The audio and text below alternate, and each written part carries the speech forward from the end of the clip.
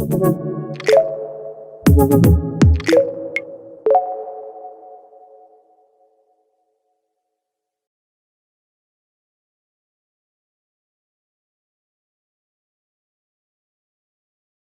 that you joined today. We always receive many thoughtful questions, so we look forward to receiving your questions in the chats, whether you're viewing on Facebook or YouTube. We have an expert tech team who's collecting all of your questions and sending them to us here. So please minimize the conversation in the chat so they can quickly grab your questions, because we do receive many very thoughtful questions. Also, we love to hear where you're viewing from today, so please type in your location, whether it's just by country or city and state or city and country. Love to hear where you're viewing from today. Tony, always wonderful to be together with you and the entire Kabbalah team. Thanks, Mary. It is mutual. So this is a Q&A. That means you have questions, and we will try to answer those questions. And right now we're in a situation in which that is probably evoking the deepest possible questions that you could have. We have a situation that challenges our idea of what is good, what is life, what's its value, what are we even doing here? Why do things like this happen? Who's responsible for it? How do we fix this? Can we ever fix this? What's the purpose of all of this? Is there any way to know this? Is there any way that we can stop acting like animals and make a world that is peaceful? For that matter, what is peace? Well, that's what the wisdom of Kabbalah was given to us for. It answers those questions from a different perspective than the one that we have in our nature. Our nature, through our five senses, divides up all of these things, makes them separate, tries to fix them or arrange them through the way that we perceive reality at this point. And our nature is, as we have it now, is inadequate to this task. There is a purpose to life, and that is to make us adequate to this, to allow us to use something other than our reason and our five senses, not to abandon them, but to understand the way that we're built, how nature actually interacts with us, how it has arranged us in such a way and given us such experiences as this war that we're seeing and all of the ramifications that are going across the globe at this time, all the good and bad possibilities. It puts us in a situation like this in order to help us understand why we're here and where we are going and how we get there. The wisdom of Kabbalah looks at it from the perspective of that higher realm, that more inclusive realm, and the law of nature that works through that and on us to evolve us. It explains what it's doing and why it's doing it.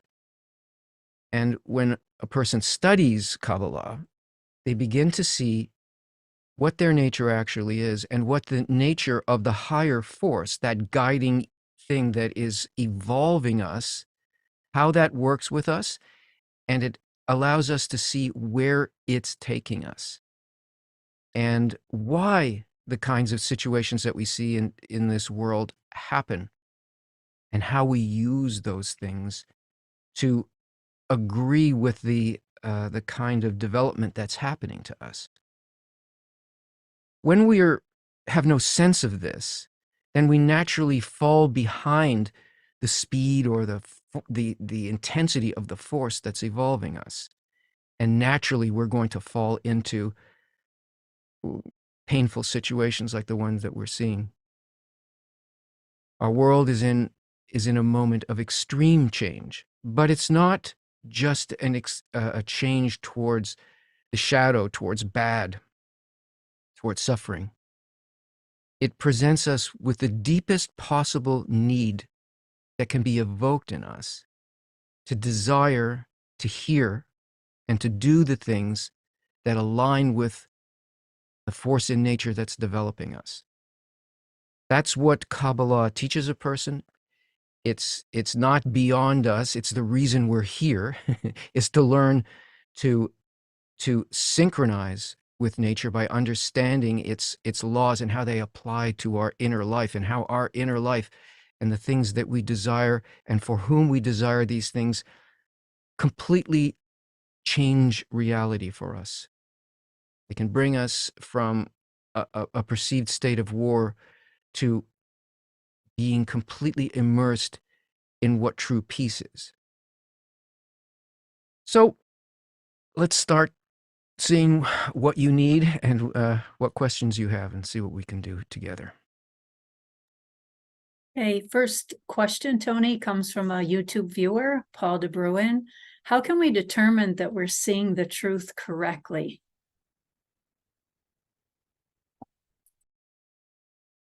Well, you can't determine that in the first place. You need to want to determine what is so. And it's not something that our reason can tell us. You can't check a box to say, I will compare this to that in my reason, and I will know that such and such a thing is true. Truth is confirmed by the heart, and it's a matter of attainment. It's something that changes within us, that brings our inner nature close enough to what it is that nature is actually, how it's reaching out to us. And when we're similar enough to that thing inwardly, that what we want is the same thing that what nature wants, the law of nature, then we undeniably know that this is so. But as I said, it's a matter of attainment, and there's a method for doing this. But even without that, when a person knows something, nobody can tell them that they don't know it. And the example of when you love somebody, you can't go and ask somebody else whether or not you actually love them. Who are you going to ask about this? Something is occurring inside of the heart that is beyond question, that is necessary, and that has a quality of peace and wholeness and fulfillment that is completely up to your heart to say it is so. And that's true of everything that happens in a person's development. Even the revelation of laws of nature, even in physical science, that's the way that it happens. There's something that occurs, a change within the scientist, whether they recognize it or not, that aligns them with that thing that is being revealed from nature. Most real scientists will say that they don't understand exactly how that thing came, but it was presented to them and recognized without question, and they pursued it. That's also what happens to us, even if we're working within a very strong framework like Kabbalah, which is a science in which the experiment is done on us, on our own heart. It still depends very much on giving ourselves of doing first, and then observing what's occurring. And it's a question of the heart, not of the mind. The heart confirms, the mind maybe is a helper. Mary? The next question is from David Mancini. Hi, David. Hi, David. What's up with the wars everywhere? Could you ask that in a more broad way? Let's see. Well, the war everywhere is an inner war that is occurring in the human heart.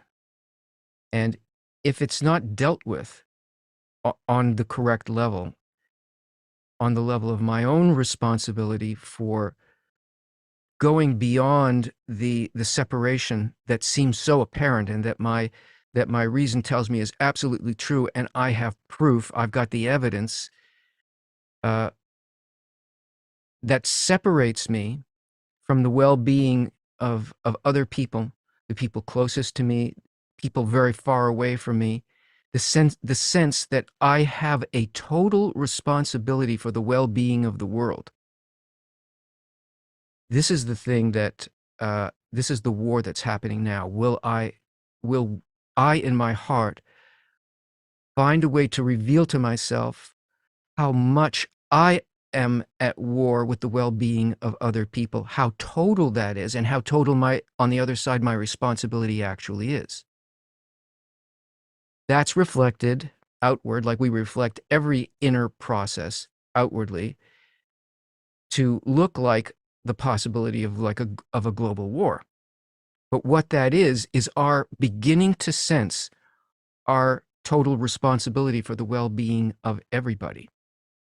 If we don't begin to want to work on that, then it will take its form externally rather than being resolved internally by me taking the next step in overcoming whatever resistance I may feel to being in connection with someone, caring for them, taking a step for their well-being, or thinking about their well-being, that I'm here in order to serve the world as a whole.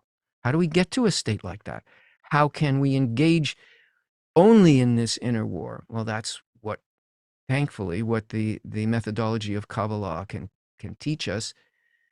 The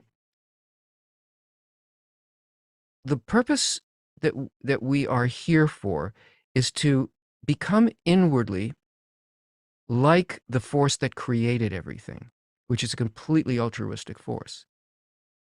Everything that happens guides us over and over back to that point so that we will eventually achieve it. But the way in which we achieve it will have to do with our willingness and agreement.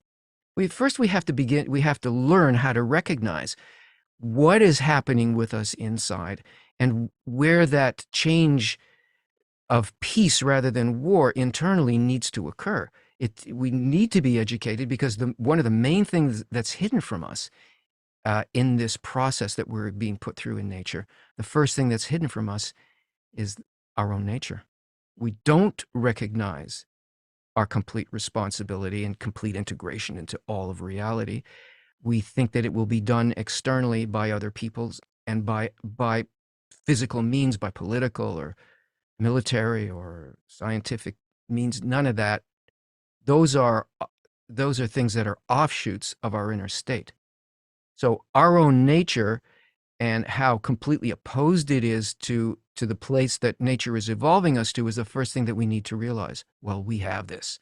We have this external presentation right now, which is the possibility of complete, of like Third World War.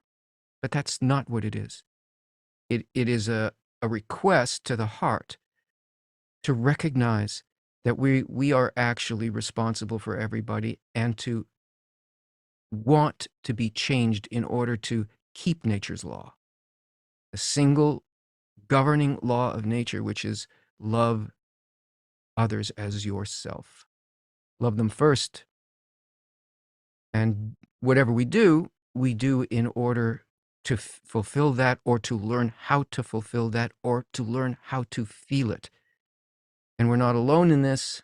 We need to ask for that. And that's why all existence is really based on desire. That's what we are, desire. That's why we need to ask. And that's what we call prayer. But it needs to be our desire to be able to stand up and begin to take the responsibility for the well-being of everyone. We can do it, and we're built for that. Next question, Tony, is from Johnny Joseph. When Dr. Enlightenment said about Jewish people should unite to show the way for the rest of us, was he talking about people who study Kabbalah or literally Jewish people? Israel or a Jew is any person and every person who has a desire in the heart that is called Yasher El, directly to the Creator, or direct connection with the Creator. It's something that stirs the heart and the person feels as the purpose of their life. Anybody who has that and pursues that is Israel. So everybody who feels that is responsible because they're already awakened. In the case of the Jewish people and the people of Israel, they were once, as a nation, completely connected to the upper force. They were able, to some degree, to function above the normal human nature and be bonded together, united in their relationship to the force that governs all of reality. But they fell from that and lost it, and that's the reason that there is this exile. It's one of the reasons for it, and the dispersion. But it also has another purpose. But I'll stick with this. Those who were ever at that state, and everybody who wants this does go up and down in their relationship to this. Any people who are ever at that state are responsible. They must return to that state, and they must unite and must give everybody who wants to achieve this, because it is the purpose of life, and nobody should be hoarding this thing. Show the method that allows people to go beyond their material nature and to be in unity with each other and with the upper force. That's what Rav Lightman is speaking about. Next question is from a YouTube viewer, Ben Israel. Hello from Florida. My question is, has all of this been predicted and already known? Is it like watching a movie? We just have to react and enjoy the movie? Well, it's not exactly a movie because it doesn't happen without, we can't watch it. We can appreciate it. We can enjoy the beauty of the process of development that nature puts all of its creatures through, not just humans, because we're actually all one creature. If we can be grateful that this is being presented to us in such a way that the heart can't escape the feelings of it and the eyes can't turn away from it, and that our inner desire is compelled to be in it. It's a beautiful gift if we understand it correctly and approach it correctly. It's not a movie. We are required to go into it in 3D in every possible way. But it is known because there is a process of development that always works this way, whether it's working on the micro level or on the macro level, whether it's talking about different levels of life, like the animals, or if it's dealing with vegetation or forces in the cosmos, or the human level, and which is expressed in terms of society. That's where these forces play out. It's always doing the same thing. It always evolves us by bringing us to a point that we can no longer live in the form that we have been living in, that we either voluntarily or by external force move to a next higher level that is more inclusive and closer to the quality of absolute unconditional bestowal and love and unity, which is um, it is the single principle behind reality. That's what it is and what it's taking us to, but we have to be involved. So it's a movie, but you're the main character. Hey, Tony, two viewers have very similar questions, so I'll read them both together. From To Be Conscious, Q, how can I love my enemy, the person who does me harm? And from M, how can we apply the notion of love your neighbor as yourself when your neighbor is killing you? Well, let's do the second question first. If someone is trying to kill you, you kill them first. It's not about, this is not talking about physical survival. This is talking about the attitude. Even if you have to defend yourself and kill another first because they're attacking you, this is not a simple matter, and it's not just as it appears. You're also doing it for their benefit. Because that impulse to kill you in an unprovoked way is to their detriment. Being killed for that purpose instead of rising to eventually and do good, and even this is good. There is a scope of perception that needs to be applied here, which is not the same perception as your ego. Everything that happens in life, no matter how it appears, is only done in order to develop us. And the most important and deepest development always appears to us, to the ego, as painful and against us. That's how we interpret it, because we're such a simple operating system that all we do is look at how this affects me, and we don't at all see the larger picture of the development of all people or even of ourselves. We don't see it. We despise this development, and we think we can take it into our own hands.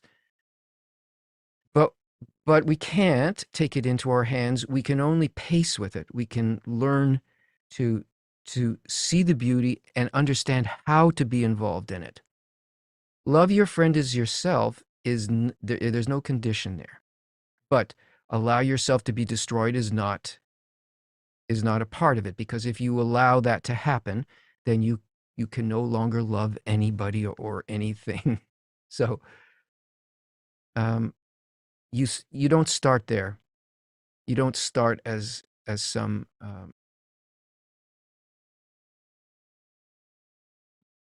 spiritual hero. You start where you are, with the people that are around you, with what's going on in society, and the political divisions, and the level where it is in your community and in your surroundings and the people closest to you. You have to learn to recognize what your attitude towards others actually is. You can work on this completely on the level of intention. Why you are doing something, for whose benefit you are doing something, determines whether it is love, and also whether it will succeed, whether it's carrying within it peace, or whether its goal is war. If we learn to recognize what intention is and learn the correct targets, which is what Kabbalah teaches us, then no matter what action, no matter what we see, or what action we're required to do, it will only be what that intention, which precedes everything that we do, what it said. It will keep that law, that inner law that happened in your heart, and the outcome will always be giving and peace and for the sake of the other person. If there's no intention behind an action, every action we do is destructive. So it's very important to learn to recognize what that is, what it pertains to. It really pertains to our relationship with people, the people around us. There's no force stronger than that. And if we learn to do this, we don't need to turn to armies. We don't need weapons per se. We don't need any of these things in order to evolve us to the highest levels of a society that truly works. I could go on, but I won't. Okay, next question is from Vanya Luke. Hello from Sweden. But I wonder, what are you saying about the wars being a manifestation of inner movements? You mean that our unwillingness to care for other people's well-being is mentally right? No, that's wrong. If I'm understanding the question, that's the reason for the war. Our unwillingness to engage in our own correction, the correction of our own inner qualities, necessitates nature to move, to get us to desire to make those changes through presenting us with an external force that forces us to these thoughts and considerations and changes. If we make those changes internally, when they appear to us, if we learn to recognize them and do them as much as we can and ask for help to do them at that point, there's no need for a war. War is the result of personal abdication of responsibility by individuals. The war is happening inside of me. And we need to learn to recognize where that is, how we can on a daily basis do that struggle internally so it never has to happen externally. Okay, I think I'll go to some locations, some very interesting locations where viewers are tuning in from today.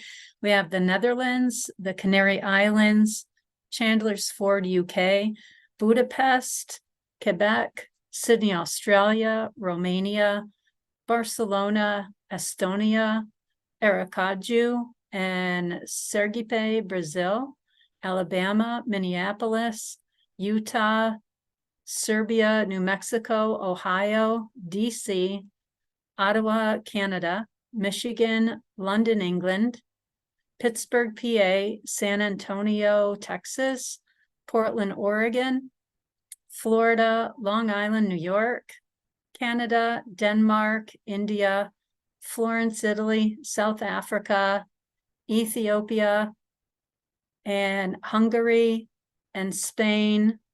And for some of my friends, no Puerto Rico today. They wanted me to say that on air today, so that's for you, friend. I know who Ottawa is. It's my friend Emilius, I'm sure. Okay, and also just coming in Carolina and Madrid, South Carolina, or I missed the South. Okay, thank you for sharing those. If you still want to share your locations, you're welcome to type them in the chat and I'll announce those a little bit later. Okay, ready for the next question, Tony? Mm-hmm. I think that is a yes. Crystal Yes, James. that was a mm-hmm.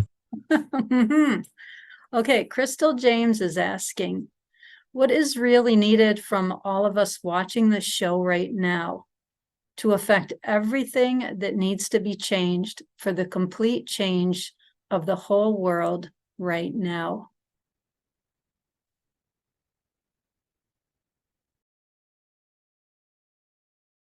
Well, first recognize the enormous impact that your thoughts, your intentions towards others have on this situation.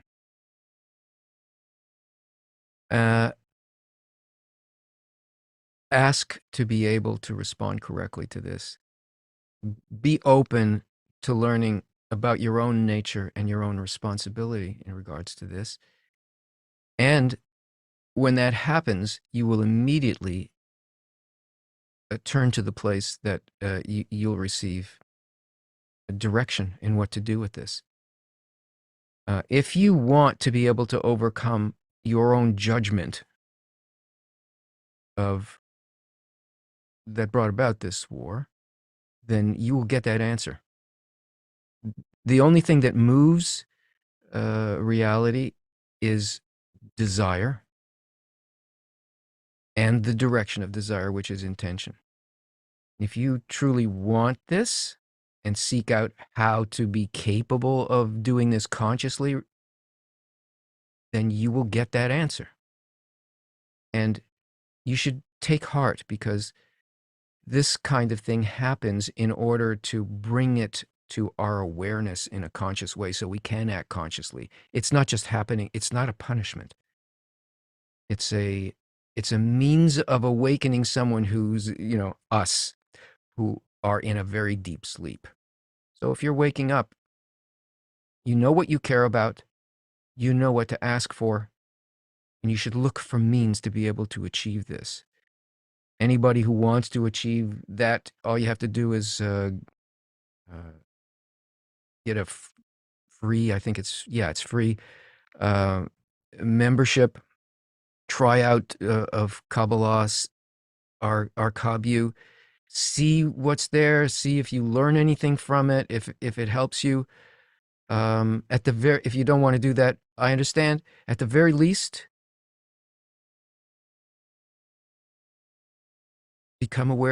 want to become aware of your responsibility and ask to be shown what to do about it.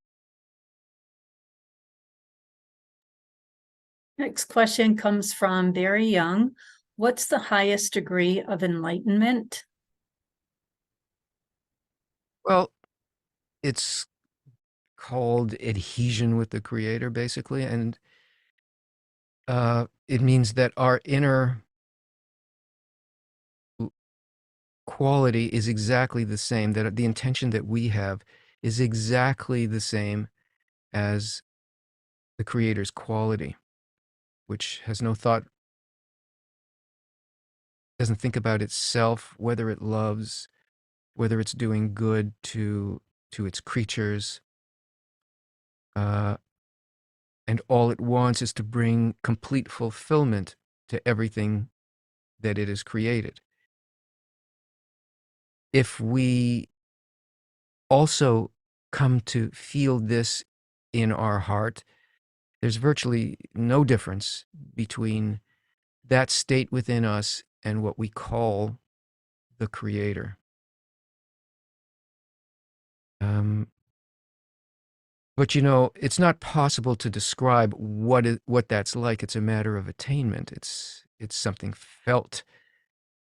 Imagine you actually love and care for, and everything that you do is all outward. It's all the happiness and fulfillment of others, and there's no limitation on that. Nothing will make you do it. Nothing will stop your heart from doing it.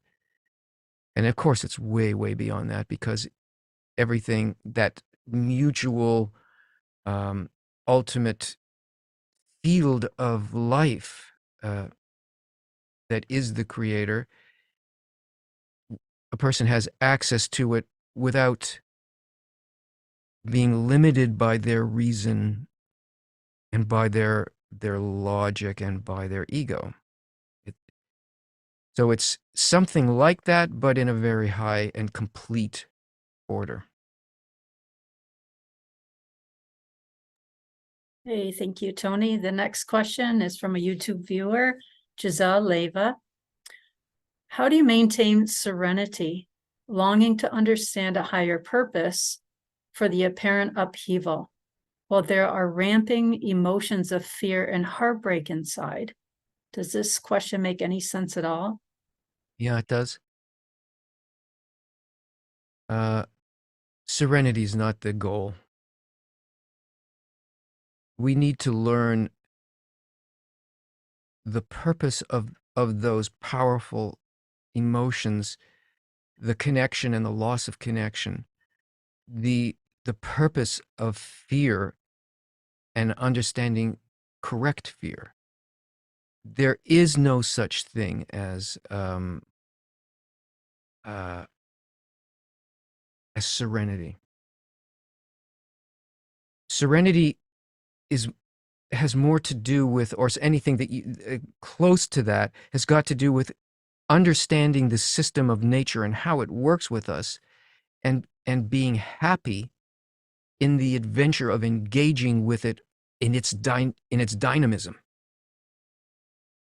Understanding that there are these sort of swings up and down, and they're all purposeful. And there should be no avoidance of that, but we should learn what that is, how to use it. Then there's something that is beyond that is completely above this action. That is a third way of viewing something, which is the resolution between these two things, because we come to see how exactly these dynamic forces are working. Let's call them positive and negative, are working with us, and we view this from a completely other place, in which we now understand nature, agree with it, and would want nature to do to us exactly the thing that it's doing to us. And instead of being serene, and I'm exaggerating this, I know you didn't mean this in like that serenity is the only thing, but as opposed to being serene, we are also as dynamic, as powerful a force for good and for unity of these two things, so that they serve us rather than hurt us or hurt others. Okay, next from Liza SM. Thank you, from Spain. Liza is saying, is it possible to feel that there is only you and the Creator, and all that happens and exists is for us to always serve others and heal all of our egoistic actions and attitudes? The way that we come to feel the Creator is through our relationship with other people. I mean, you can feel the Creator will awaken you, the upper force will awaken you, and you'll have a feeling of relation, as though you have some, personal relationship with the Creator. But nobody can. These are awakenings. They're not states that a person can live in. To be able to be in a permanent relationship with the Creator, we have to recognize those things that the Creator created, other people, and our relationship to them, and the society around us are, in a sense, the Creator. If our relationship with those others takes the correct form, then we can be in a steady state relationship with the Creator. And the first part of your question, yes, it is possible to feel that there is nothing but you, but it's not you. You are the entire creature, and so is everybody else. And it's possible to feel that there is nothing but the force of bestowal, which we call the Creator, and the force of reception, which is you, and which we call the creature, which is everything other than that. Yes, it's possible to even see that there is no physical world or separation at all. But that's not the important thing.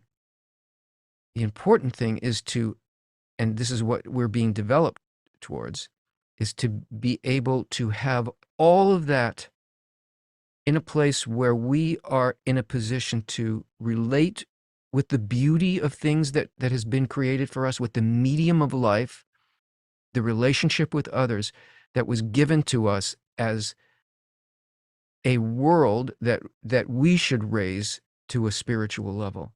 That's where we can be in constant connection with the Creator. Okay, next, Jarrett Twaddle is asking, what can we say to people who want to make this war about religion?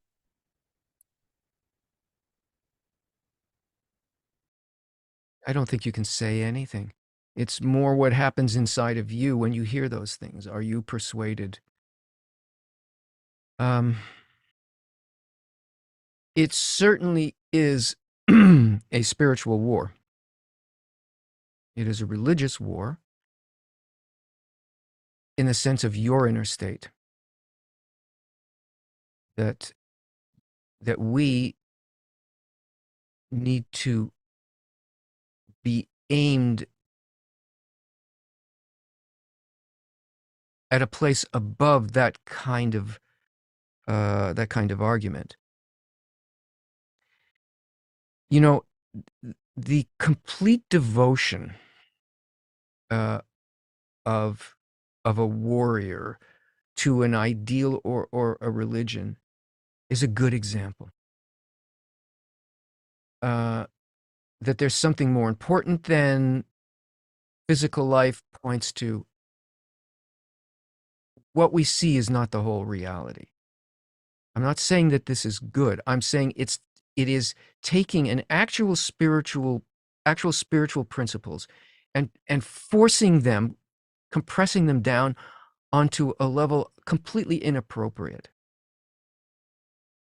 Because it's not about physical life and death or the supremacy of a religion, as you know. That's why you asked that question. It's about our ability to take responsibility and be in faith above our reason. So if people are talking about it's because of it's this geopolitical thing, or it's because of this religion versus this religion, you just need to be reminded by those things what it's truly about. It's about you, me, us, and where is our heart? Really, what do we want out of this? Really, what's our reaction to this? When we hear things, are we falling from even if we don't understand it, from that point in our heart that is aimed at the actual higher level of reality, that is just using these things to evolve us? Or are we just so stuck inside of them that we believe all the nonsense that we've already abandoned? The next question comes from Zorisa Kosanovska. What is good in terms of spirituality, and how does that differ from the good in corporeality? Thank you. Well, they're actually the same thing. If you just go down to their essence. Good is giving, is bestowal, the thought of doing for others without worrying about yourself or thinking about yourself or wanting a return on it, but just taking the good that comes from the higher level, passing it on first in your own intention and thought, and then whatever actions that flow from that. Spiritual good is unity and that which I just described. Now, in the physical world, that's also good. Except we tend to physically say pleasure is good. It's true, pleasure is good. But over what are we taking, from what are we taking pleasure is the difference. Is the pleasure aimed at me, or is the good of feeling pleasure aimed at the pleasure of others? So that's it basically.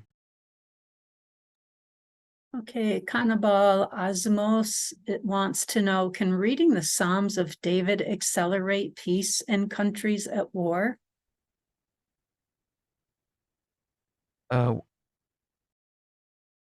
Yes. Yeah, it can, because it accelerates something in you. But the Psalms need to be understood, grasped. They're not about, David obviously he's not talking about physical wars and people who have betrayed him. He's talking about his own inner state, the war with the dominance of his ego over over the quality, the opposite quality that he wants to attain, and the inner battle that he does constantly with this. That's what he's describing. He's describing, and he's crying for help, not to defeat some external enemy. He's asking for help to defeat the internal enemy. He's asking to defeat his tendency to, for inner evil. Not actions of evil. Most of us have a very good sort of governor on that, unless we're not well. But that doesn't matter, because intention is the strongest force.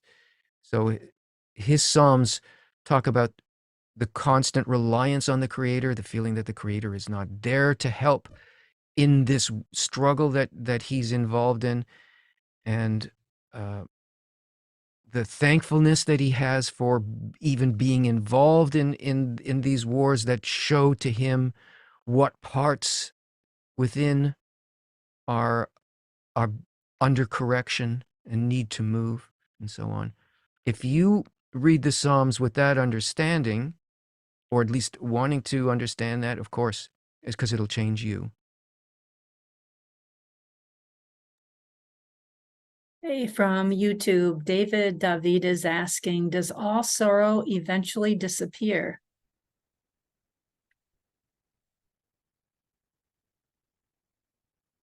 I don't know. I think sorrow has a purpose, and we will cease to feel sorrow surrounding the same things. We'll begin to feel sorry or afraid about our disconnection from others and from the Creator, about our own, the way that we dealt with that, and not about the things that happened to us. But sorrow's useful, shame's useful, fear is useful. It wouldn't exist if it didn't have a positive purpose. But the way that we receive that will be different. It's like looking at a painting and appreciating, let's say this painting has very dark blacks in it.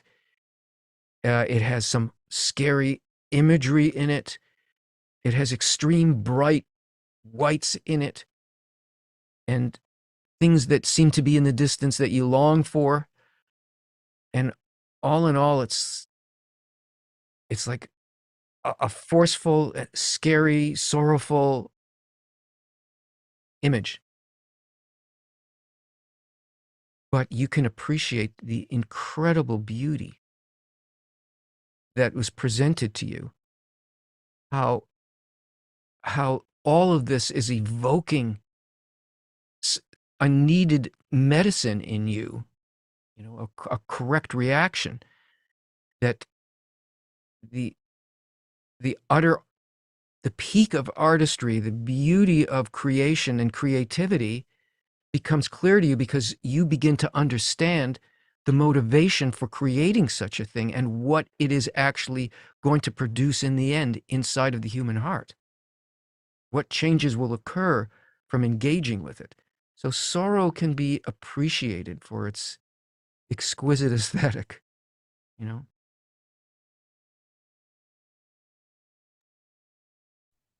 Tony Statesman has another question. What is spirituality and how can we achieve it? Spirituality is altruism. It's bestowal. It's giving to others, first from the heart, and then whatever follows from that. Spirituality, the force that created us, is that force that creates everything, brings everything to its fulfillment, watches over absolutely every part of everything, and has no other quality than this. That's what created us, this force. So spirituality, that's what spirituality is. And What was there was a second part. What is spirituality, and what was the second part of it? How can we attain it? Yeah, you have to learn how to become like that in your heart. You attain it. It's it's a process. It's a long process. First of all, it's a process that you were born into anyway, except nobody teaches us about this, and we don't understand how to work with it.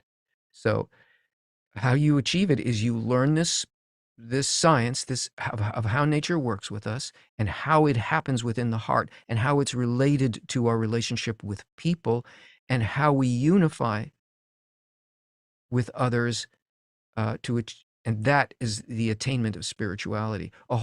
A completely different perception of reality happens with each barrier to connection with other people that we overcome. What we perceive is entirely different. It's not the same world as the starting point. And that's what Kabbalah teaches. So if you want to know how to do it, learn about the methodology of Kabbalah.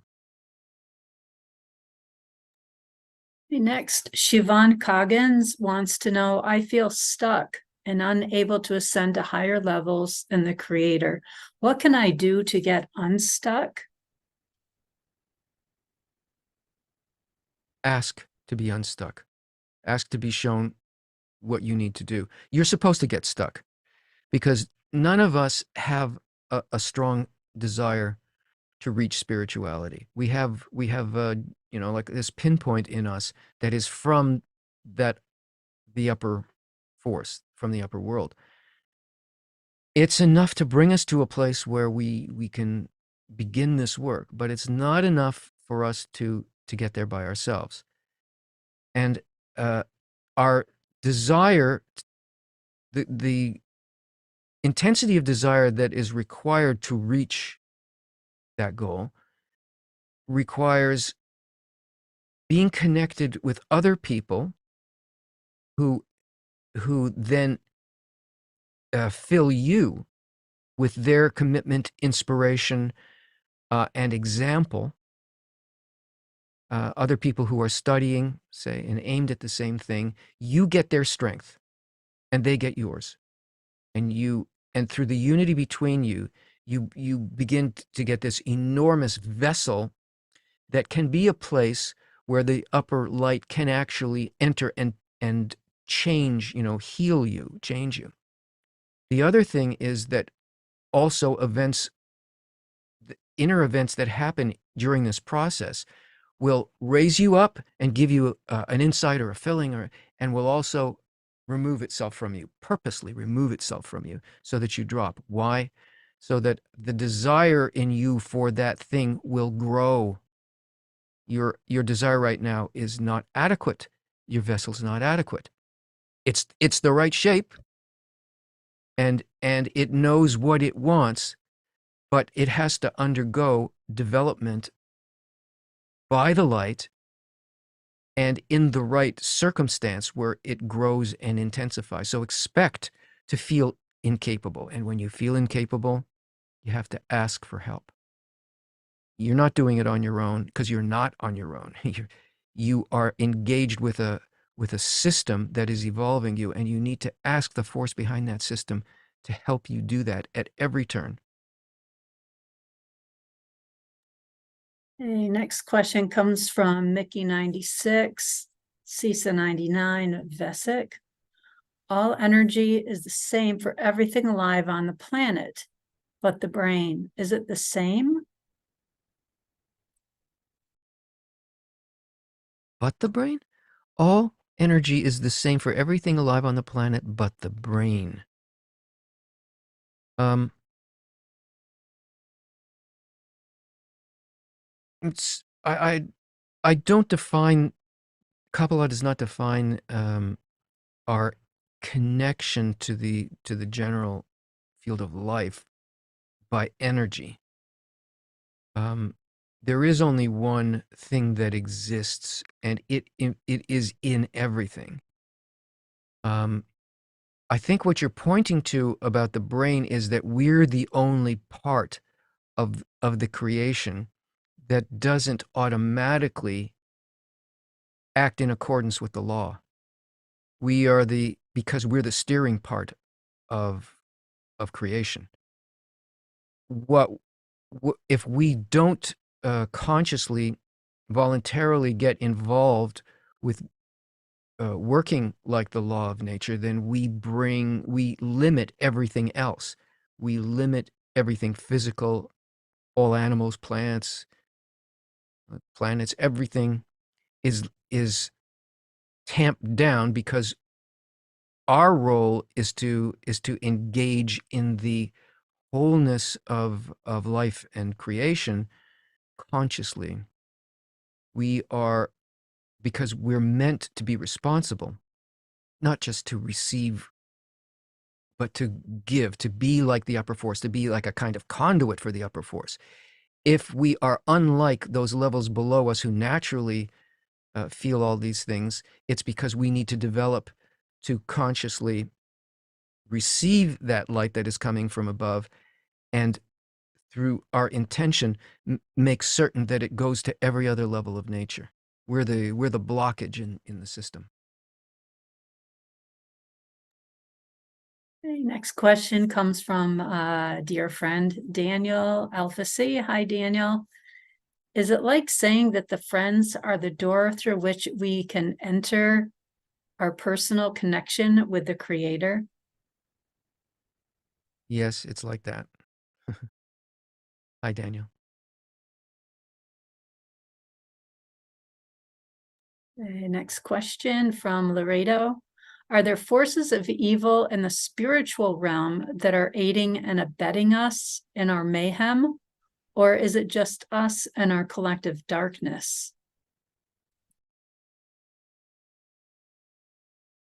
External forces of evil? There are not. It's what we're doing in our own individual and collective darkness. Yeah, that's what we're seeing. Okay, next from Patricia Riberic. Should we pray for the light to reveal unfounded hatred in our heart? And can it help us to be corrected instead of it emerging in a bad way? Okay, great question. Really good question, and a good one to end this broadcast on. We should not be asking for that. As you can see, whether we ask for it or not, it is being presented to us. In a very, very complete form. Now, how do we respond to it is really the issue. It will always give us opportunities to reveal our own darkness or our nature. And along with that, we begin to feel what is the opposite of our nature. We begin to long for that opposite thing. So it's good that it happens. It evokes willingness. It creates a vessel into which we actually can receive this next higher state, which we are perceiving as a war, but in fact it isn't. And it allows us to make the inner changes that will bring us to the truth behind these events that we're seeing here, rather than their dark appearance. I understand there is suffering, but we have to understand what the purpose of this suffering is for. It's to bring you to a state of unity, to a more and more conscious connection with that upper force, and everyone who has suffered or died or is in fear and struggle is doing this in order to bring you to wholeness and fulfillment. Because behind them is the Creator and the law of nature, in which there is nothing that occurs happens for any other reason than the expression of good and the doing of good to us to evolve us. Thank you for your wonderful questions. And thank you, Mary, so much for helping me and keeping me on track. And I'll say goodbye, and you've got a few things to announce. Okay, yeah, just a couple of announcements. A few more locations were shared, actually. We also have France, Bogota, Colombia, Bronx, New York, and the Netherlands. So if you'd like to join KabU, if you're not already a KabU member, then we invite you to join. You can find the link in the chats. You'll gain access to several Kabbalah courses from beginners to advanced, the world's largest online Kabbalah community, the ability to ask instructors questions in the student forums, and that's 24/7. You don't have to wait for Q&A. You get access to a KabU exclusive weekly webinar, and also access to the next Kabbalah Revealed course with Tony, senior Kabbalah instructor, Tony Kosinec, starting on November 5th. So please mark your calendars. That's November 5th. It's a few weeks out, and there won't be a Q&A before then. So please make note of that.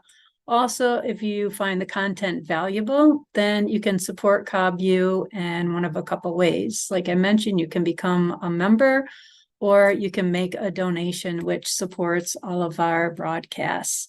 And especially thank you to our tech team. So efficiently gathered all of the amazing questions. And Tony, it's always a pleasure to be